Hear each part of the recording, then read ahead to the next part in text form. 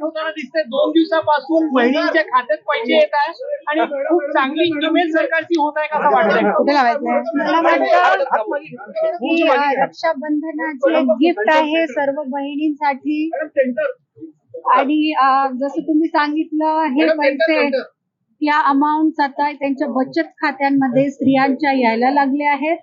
आणि जी छोटी मोठी त्यांची गरज असेल, थोडा त्यांना नक्की या पैशांनी हातभार लागेल आणि तीच आम्हा सगळ्यांची मनापासून इच्छा आहे. विरोधी पक्षाकडून फार टीका होत आहे, निवडणुकीसाठीचा स्टंट आहे, लवकरच बंद केली जाईल योजना.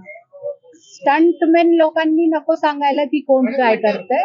हे बरोबर लोकांसाठी कामं करतायत आणि स्टंटमॅन लोकांनी नको सांगायला की इथे स्टंट चालू आहे. तुम्ही पण आता महिलांच्या कार्यक्रमात याला जनसंपर्क मानावा, एक निवडणूक येत आहेत म्हणून. मी रेग्युलर येतच राहते. नागपूर माझं माहेर घर आहे आणि आमचं सुद्धा इथे सासर पण इथेच आहे, तर मी येतच राहते काही ना काही कार्यक्रमांच्या निमित्ताने.